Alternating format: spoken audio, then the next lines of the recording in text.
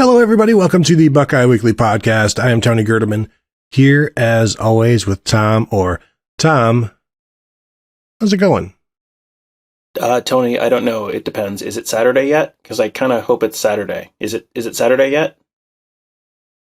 I don't believe it is, but I will know when it's Saturday when my alarm is going off at like 5 a.m. and I'm driving to campus to get there by like 6 and just soak it all in. But no, it is, as we are recording this now, it is not yet Saturday because I am still at home, but it will be here soon enough. And then all of the talking will be done, save for the hours of talking after the game that we do.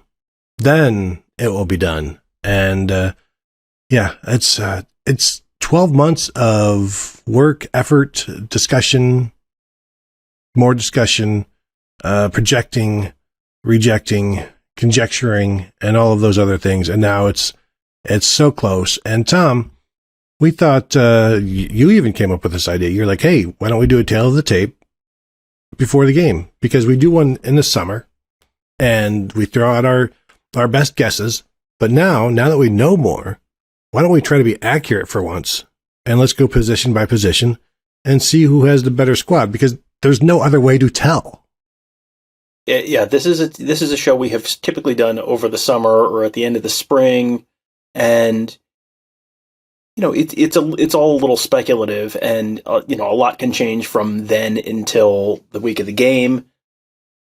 Now the week of the game is here, so not a lot is going to change between now and Saturday at noon. So there's a little bit that's up in the air, and a little bit that we're still living with a little bit of gray area in a few of these spots with injuries and all that kind of stuff. But yeah, it does feel like this is a good way to kind of go through, and for Ohio State fans who maybe have not watched as much Michigan as we have, or Michigan fans who have not watched as much Ohio State as we have this year, good way to kind of take a run through everything and see how these two teams stack up. Yeah, so we'll go position by position, and that's not always that doesn't tell you who's going to win. We're just looking at who has the better squad and which positions are better and things of that nature. And let's start at quarterback, because the interesting thing here is obviously this is CJ Stroud. CJ Stroud is the better of the two quarterbacks. However, JJ McCarthy could have the kind of game that elevates himself in this game over CJ Stroud, because he is a playmaker. CJ Stroud is a distributor, throws some of the best passes you'll see, but he's not necessarily the guy that's going to escape and make plays and wow you out with his legs and keeping stuff alive and zipping, throwing the ball across his body for 60 yards. That's JJ McCarthy.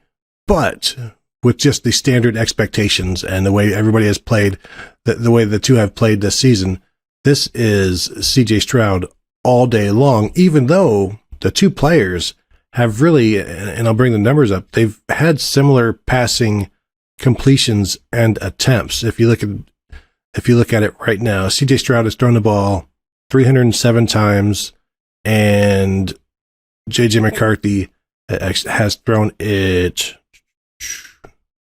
Where are my numbers, Tom? Oh, 247. So let me go back to Big Ten play. Sorry.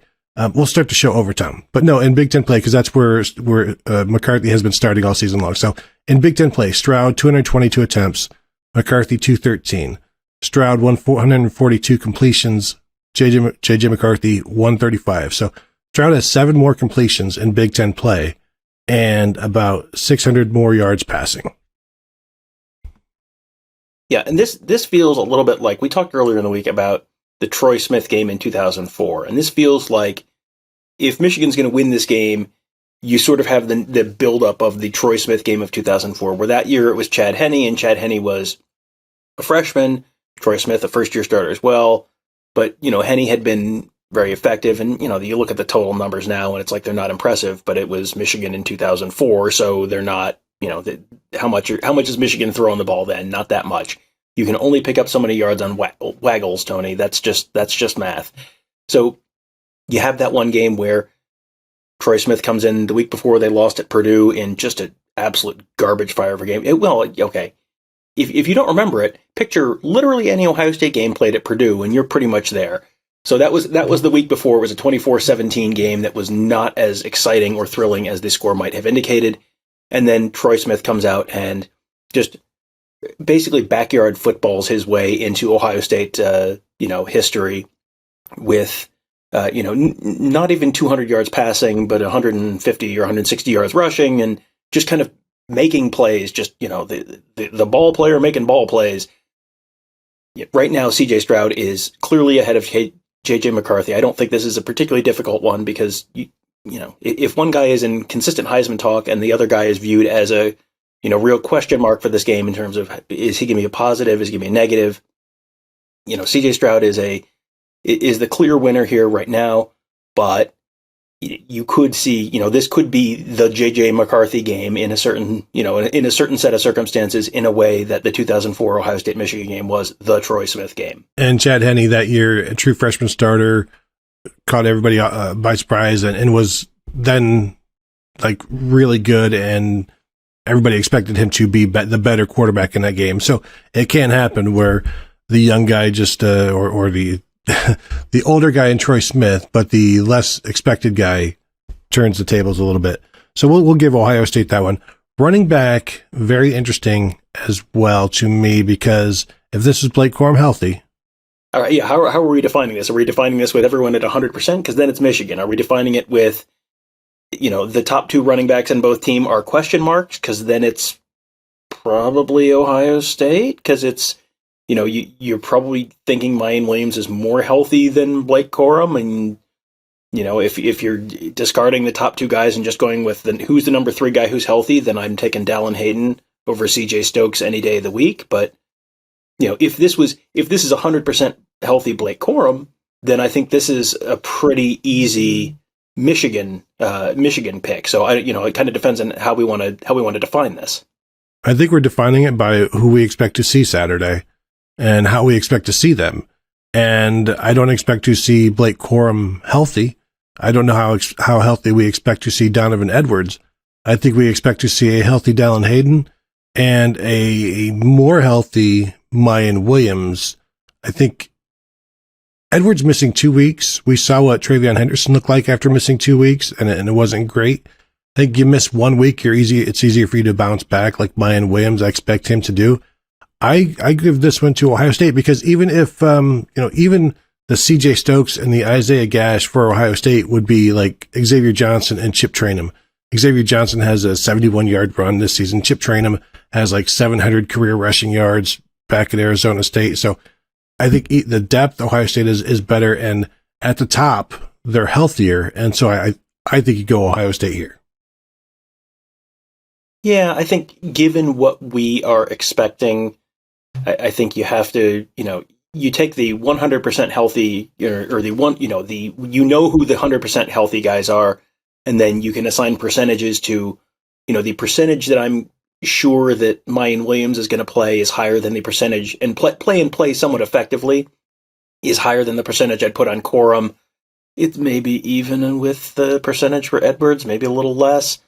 So yeah, I mean, I think you go with Ohio State just because of the quote unquote sure thing here that Dallin Hayden's going to go, and Dallin Hayden is ahead of CJ Stokes, and Mayan Williams is more, not in terms of best possible case scenario, not ahead of Blake Corum, but in terms of what we're sort of expecting to see Saturday, I think you put Mayan Williams ahead of Blake Corum and Donovan Edwards. So yeah, this is Ohio State, but it's an Ohio State with a pretty big asterisk on it. Yeah, absolutely. Absolutely. A small asterisk or no asterisk. Well, let's go with receivers, and we can throw the tight ends in here as well. Ohio State next. Okay, let's go to offensive line, Tom. Michigan next. Not quite next, but yes. No, I'm with you on the Michigan offensive line. They've been able to overcome their injuries. Ohio State has started the same 5 almost every week. DeJuan Jones was out a couple of weeks ago, but they've done well. They're one of the best offensive lines in the Big Ten. Michigan is the best offensive line in the Big Ten, and we'll see how much of their success has been because of Corum. I think they are giving Blake Corum a lot of room to run and a lot of room to bounce and areas to make plays, and they give him some nice holes in there, and they work effectively together. So yes, I'm with you. This is the Michigan offensive line. all day long. I mean, but it's not an all day thing. You pick them once, that's it. You just do it once a day. And, Ohio State with Matt Jones being sort of up in the air in terms of injury, because we've talked about this, but he left the Maryland game. He's had a bad foot kind of all year, and then kind of got bent back. It didn't look real good against Maryland towards the end of the game, and then left in a boot and on crutches. And Enoch Vimahi came in to play for him. And Enoch Vimahi is someone who all year we've sort of said, why aren't they playing Enoch Vimahi more? Because Matt Jones he's looked compromised with that foot all year. And I feel like if the Ohio State coaching staff felt like there wasn't a big drop off from Matt Jones to Enoch Vimahi, you would have seen a lot more Enoch Vimahi. And, they talk about him as if he's in the circle of trust. And, Josh Fryer did a great job 2 weeks ago against Maryland, or against whoever the heck, Indiana, when he had to fill in for DeJuan Jones, but he has not played a whole lot of guard this year. So it feels like it could be any of those three guys, but Enoch Vimahi feels like the most likely to me to be in, that starting right guard spot this weekend. And the way Ohio State's coaching staff has acted with him this year in terms of not playing him, that tells me they feel like there's a drop off from Matt Jones to Vimahi, even a compromised Jones. So either way, I think that's going to be a net negative for Ohio State, where the interior of that offensive line has not been incredible all year, and now you're replacing someone on the interior of that line. The pass pro has been good. The run blocking has kind of been like, and that feels like that might be an issue. Yeah, I'm with you there. So let's move to defensive line, because this is a more interesting conversation. I think Ohio State's depth is better than Michigan's. Now, Michigan will run out a bunch of defensive ends and a bunch of outside linebackers / pass rushers, and they've got a number of them that they keep fresh. The interior, I think Ohio State has more depth, although you've got Michigan has Mason Graham, the true freshman, who's getting better and better, and he's doing some things in there. So, Mozzie Smith, does Ohio State have a Mozzie Smith? You know what? Together, Teron Vincent, Ty Hamilton playing different positions, but Ty Hamilton, Michael Hall as nose tackles, like those guys are playing well, and you get Jerron Cage in there as a sixth-year guy. This is a pretty tough one, but I'm gonna side with Ohio State for a couple of reasons. The depth and the production. If you look at among the top 40 Big Ten players in sacks, Ohio State has 5 defensive linemen on that list. Michigan has 2, and it's Iyabi Oki and Mike Morris. And Mike Morris is at the top of almost every list, near the top. He's second in the Big Ten in sacks. Didn't play last week, hoping to be healthy, and will be healthy as he can be this time of year for Ohio State. So he's going to be a significant problem for Ohio State. But he is another guy who has really produced in terms of sacks, and it's not the end all be all of numbers, but when he knows it's a pass, he's much more effective than if it's a run or a pass, or if it's a 2nd and 2 and you don't necessarily know what you're going to get. So there is that. Ohio State is better against getting to the quarterback on non-obvious passing situations, as we've harped on over the course of the last month or so. But when you look at the tackles for loss, you see a bunch of Ohio State players. You only really see like Mike Morris in the Big Ten standings. So for production, and I'm leaning Ohio State, but if you want to talk us out of it, I think this is one where you're getting down close to tiebreakers, and where do you break the tie? And where I break the tie is who's the best player. If it's 2019 and you're measuring Ohio State versus whoever, it's which team has Chase Young. Okay, that's the winner. And who's the best player on the defensive line this year, Tony, for either of these two teams? Is JT Tuimoloau? It feels like it's JT Tuimoloau, and that JT Tuimoloau feels like the closest thing to an Aiden Hutchinson that's going to be on the field on Saturday. And so I am 100% with you. This is one where you really are kind of getting down to tiebreakers, because this is a good Ohio State defensive line. It's a good Michigan defensive line, but JT Tuimoloau, I think, is sort of the tiebreaker there, just because you've seen him just absolutely wreak havoc. And last week you saw Zach Harrison at the end of the game he had kind of a quiet game, and then you get into an obvious passing situation, and Zach Harrison has a sack, and then in the next play, Zach Harrison has a strip sack and forces a fumble, and they score a touchdown off of it. And, that is just the high-level athleticism that they have, and just the playmaking ability they have off the edge there. It just feels like that's just kind of the tiebreaker to me. So, no disrespect to Michigan's defensive line, which is very, very good, and could very well be more productive against Ohio State's offensive line than Ohio State's defensive line is. This is like a strength versus a strength, and it's not a weakness against a weakness, but it's a, slightly less strength against slightly less strength matchup this weekend. Yeah, and again, we're looking at position by position. We're not at all looking at matchups, because Ohio State's defensive line may be a worse matchup than Michigan's defensive line against Ohio State's offensive line. That sort of thing, where there are weaknesses and strengths for each team going against each other. And we're just looking at relative strengths of position by position against each other, as opposed to linebackers aren't facing the linebackers, is basically what I'm trying to say here. So speaking of the linebackers, Tom, this is another easy one to me. This is Ohio State. You've got Tommy Eichenberg, who's going to be on some All-American lists, will be all Big Ten. Steel Chambers might be all Big Ten as well. They both play mainly 4-2-5 defenses, and you've got Junior Colson and Michael Barrett on the other side. And I don't know that there needs to be too much debate about this one. It feels like the high end of Ohio State's linebacking core is as good as anyone in the country, and the production has been there this year. And some of that's just schematically Jim Knowles' defense tries to, occupy the offensive line with the defensive line, and then keep those linebackers clean. And when they have been clean, they have made the plays that have been there for them to make all season. And Tommy Eichenberg I have not looked recently. I know he was, on pace to have 100-something tackle season. I'm sure he's probably close to that, if not over already. 105. 105, yeah. And that is a number that I think Ronnie Hickman might have had 100 last year, but that was the first time in a long time that an Ohio State player had 100 tackles. And Tommy Eichenberg has the opportunity to, put up another, potentially 4 games worth of stats. So he could end up in some really rare air as a middle linebacker. Yeah, this would normally be a very easy Ohio State. Tommy Eichenberg playing with 2 broken hands right now is, how compromised is he going to be? That, I think you're dinging them a little bit in the same way that you would be dinging Michigan for the Corum injury. But, on the whole, this is a closer Ohio State decision than it would have been with a healthy Eichenberg, but it's still Ohio State.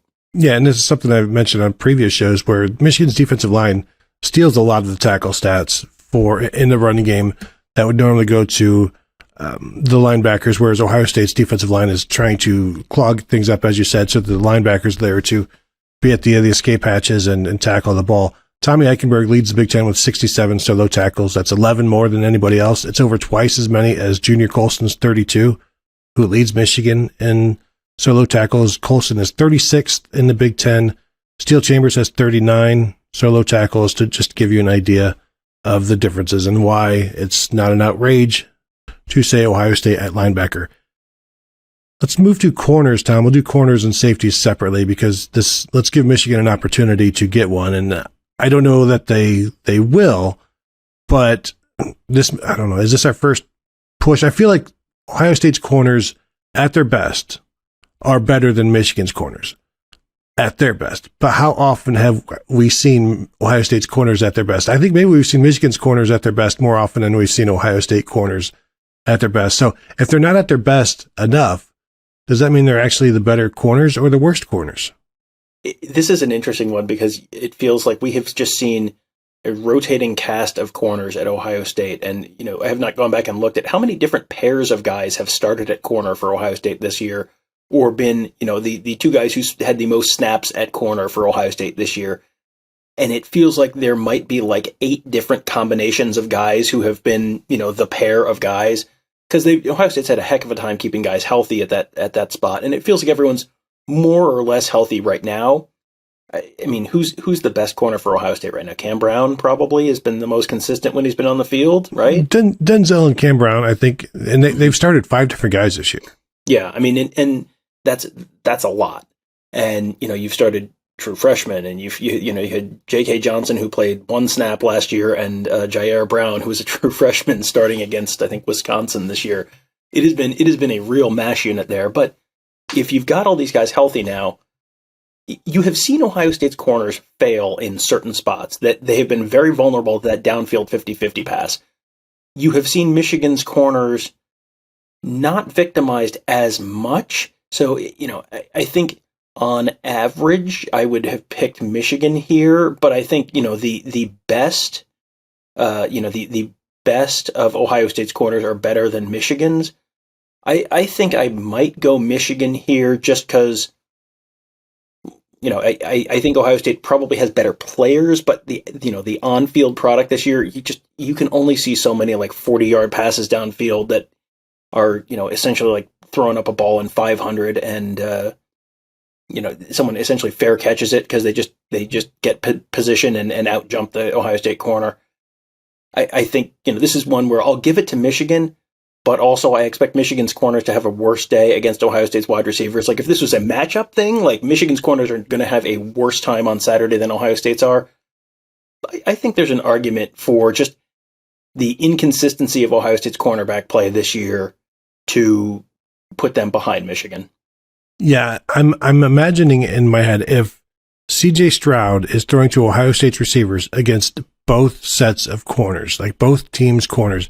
We've seen all year where there's one or two times DJ Turner would get beat. Right now, Michigan has pretty much moved Will Johnson, true freshman, ahead of Jamon Green. Now, Jamon Green injured in the attack at Michigan State, so he missed a couple games, has come back a little bit now. But you've got DJ Turner and Will Johnson and Jamon Green, and we've seen issues with all of those guys. But you know what? We've also seen issues with every single Ohio State cornerback, and it's across the board with all five of those guys who have started. Honestly, the most consistent guy may have been like Jair Brown, but that's just because he's not been on the field long enough to be victimized as the others. But to say, as I'm saying, DJ Turner, every game you see somebody get by him, but nobody's been able to take advantage of him. Well, if it's CJ Stroud, he will. But also, we see defensive Ohio State receivers running free against some of these Ohio State corners at times as well. And if it's CJ Stroud throwing against them, he's going to hit them. So I'm okay giving this to Michigan, but like you said, I expect Ohio State's corners to do better in this game than Michigan's corners. But I think Michigan's corners have been more consistent. I think Will Johnson is getting better and better. So I can go with corners there. Safeties, Tom, though. Go ahead. Well, yeah, and I think this is one of these, it depends on how you define the terms here, and based on the way we're defining the terms, I'm going with Michigan, but yeah, like you said, I think you're going to probably have more big passing plays for Ohio State than Michigan, but you're sort of grading on a curve here because you should have a lot more big passing plays for Ohio State than Michigan. The fact that Michigan might have big passing plays is sort of reflective of the concerns there with the Ohio State corners. As far as safeties go, I mean, Jim Knowles has talked all year about this being a safety-driven defense, and it's been a pretty good defense. And this is another spot where they've had guys banged up a bunch, especially earlier in the year. This kind of gotten to a more of a normal rotation in the later part of the season. And it feels to me, Tony, like they've finally figured out the different roles there. And, here's where Josh Proctor really fits in and what his role is. And here's where Latham Ransom fits in. And, Tanner McAllister, and when they're pulling Tanner McAllister off the field, and, Ronnie Hickman has sort of been just the consistently good, consistently not an issue. He will be the guy who next year we're talking about as, boy, Ohio State really misses Ronnie Hickman in the same way we talked about Ohio State really missing Jordan Fuller, where he feels like he might be one of the more underappreciated guys on this team this year. Yeah, and I think what you'll see next year, and we'll talk about this plenty, I wouldn't be surprised if Lathan Ransom moves to that adjuster, that free safety role next year. But I don't think if you look at all three of Michigan's safeties, and we're going to count the nickels here among the safeties, so Mike Sainer still, Makari Page, Rod Moore, RJ Moten, all four of those guys, because Page and Moten kind of alternate here and there. I don't think any of those guys started Ohio State, and I think Mike Sainer still could be an all Big Ten player this year, but he didn't come to Ohio State from Oklahoma State like Tanner McAllister did, and Tanner McAllister has played very well. I think Ohio State, all three of those guys, would start over any of the Michigan guys, and a lot of these Michigan guys, they're playing well, but again, they have not been tested. So we don't know exactly how well they would play, but we've seen Ohio State safeties make more plays than Michigan safeties. I think that's fair to say by a mile. So safeties here all day for Ohio State. Yeah, and I think that's right too. And part of that is probably the defensive scheme and the fact that Jim Knowles really centers his defense around those safeties and puts them in position to make plays. It's a little like the Ohio State linebackers have been so much more productive than Michigan linebackers, and the Ohio State safeties have been so much more productive than the Michigan safeties. But part of that is scheme, but part of that also is just they might also have better players there. So I would be pretty surprised to see Michigan taking the top off the Ohio State defense 3 or 4 times on Saturday. I would not be that surprised to see Ohio State doing the same to Michigan. And part of that is the Ohio State offense, but part of that also is that those, the top of those defenses and where they might be vulnerable. So let's move to special teams. And when we were doing why Ohio State is going to beat Michigan, kind of just glossed over the special teams at the end because it's kind of a wash because they're both very good. And so, do you see an area where Ohio State or Michigan is clearly better than the other that could, if we do the who is the best player type of thing, is it Jesse Mirko? Is it Brad Robinson? Like, who is the best punter? Who is the best kicker? I think they're all very even. Best returners, like Ronnie Bell had a 40-yard punt return last week. That was his first return. The first time he'd returned punts all season long was last week. I don't know that there's one that is clearly better than the other. Ohio State has blocked 2 punts in the last 2 weeks, so that's maybe something. And Ohio State has a history of blocking punts against Michigan, but I don't know that it's enough to say this is Ohio State or this is Michigan. Do you have any sense of one or the other that you feel strongly about? I think the best player of any of those guys is probably Jake Moody. And, but Noah Ruggles has been good. Jake Moody, I would trust more from like 50 plus. So, if the game comes down to it's a 2-point game and Jake Moody's going to kick a 54-yarder or Noah Ruggles is going to kick a 54-yarder, you'd probably say advantage Michigan in that point. But Jesse Mirko has been so good all season. And Brad Robinson is so good all season that I don't expect a bunch of big returns on, in the special teams game on Saturday. I think you'd trust both guys to kind of pin someone inside the 5-yard line with a punt. This feels, this is a little like the defensive line where it's, more or less a push and you give it to the guy with the best player. I'm not expecting Ohio State to block a punt against Michigan. Michigan special teams have been pretty good this season. So I guess you default to giving it to the team with the best player, and that's Jake Moody by some, not as big of a gap as with JT Tuimoloau out, but, you could absolutely see a scenario where it comes down to, Lord knows it did for Michigan last week. Can Jake Moody make a couple of clutch field goals? And, Noah Ruggles has been perfectly fine this year. He missed one at Penn State, I think, but other than that, he's been really good since showing up in Columbus. So, I'll go Michigan on a tiebreaker here. And I can hear the Michigan fans still yelling about us just dismissing Mike Morris over JT Tuimoloau in terms of the best player. And don't worry, we've got a question about that in a listener questions episode coming up later this week where we will tackle that one. But yeah, I'm okay with that. And you throw in Ohio State with a backup long snapper right now, Mason Arnold. Just keep an eye on that as well. Brad Robinson had a really bad week last week punting for Michigan. So let's see if that's a 2-week thing or just a weather thing last week. But we can give that one to Michigan. And so as we tally it up then. Well, and while you're tallying it up, I will say that the SP Plus rankings right now for special teams, Ohio State is 12th in the nation. Michigan is 13th in the nation. So when we say tiebreaker, I mean, really, it is about as statistically close as you're going to get. Yeah, they're mirror images of each other in a lot of ways. So we've got offense, Ohio State with the check mark for quarterback, running back, and the receivers. Michigan gets the check mark for the offensive line. Ohio State gets a check mark for the front 7 with the defensive line and the linebackers. We give Michigan the corners. The safeties go to Ohio State. Special teams go to Michigan. And as you look at that, the offensive line and the defensive line being very close, like the offensive line going to Michigan, defensive line being very close, I don't think the separation isn't there to, it's close enough that the matchup of Michigan's offensive line against Ohio State's defensive line could be the thing that decides it.